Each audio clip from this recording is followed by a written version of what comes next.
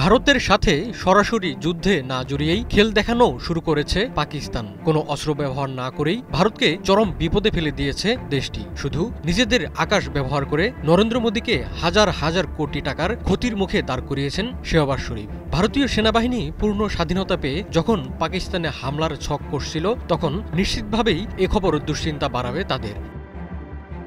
পেহেলগাম ঘটনার জেরে পাকিস্তানে সিন্ধুর পানি বন্ধের সিদ্ধান্ত নেয় ভারত। জবাবে ভারতের বিমানের জন্য পাকিস্তান তার আকাশসীমা বন্ধ করে দেয়। পরে ভারতও পাকিস্তানের বিমানের জন্য একই সিদ্ধান্ত নেয়। পাল্টাপাল্টি আকাশসীমা বন্ধে সবচেয়ে বেশি ক্ষতির মুখে পড়েছে ভারতের এভিয়েশন খাত। আকাশসীমা বন্ধ থাকায় সবচেয়ে বেশি প্রভাব পড়ছে টাটা গ্রুপের মালিকানাধীন এয়ার ইন্ডিয়ার উপর। আগামী ১ বছর পাকিস্তানের আকাশসীমা নিষিদ্ধ থাকলে শুধু এয়ার ইন্ডিয়ারই ক্ষতি হবে ৭,২৬০ কোটি টাকা। এজন্য কেন্দ্রীয় সরকারকে ক্ষতিপূরণ দেওয়ার অনুরোধ করেছে সংস্থাটি।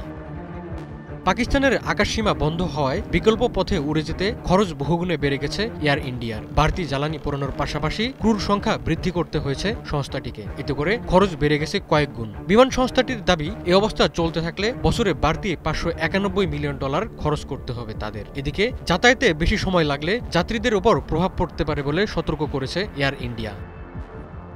পাকিস্তানের আকাশপথ বন্ধ করে দেওয়ায় সবচেয়ে বেশি প্রভাব পড়েছে ভারত থেকে উত্তর আমেরিকাগামী ও ভারতে ফেরত আসা ফ্লাইটগুলোর উপর। ফ্লাইট রাডার 24 নামের একটি ফ্লাইট ট্র্যাকিং ওয়েবসাইট জানিয়েছে, পাকিস্তানের আকাশসীমা ব্যবহার করতে না পারায় ভারতের দিল্লি থেকে উত্তর আমেরিকার বিভিন্ন শহরে যাওয়ার পথে এখন বাধ্যতামূলকভাবে জ্বালানি নেওয়ার জন্য যাত্রাপথে থামতে হচ্ছে ভারতীয় বিমানগুলোকে।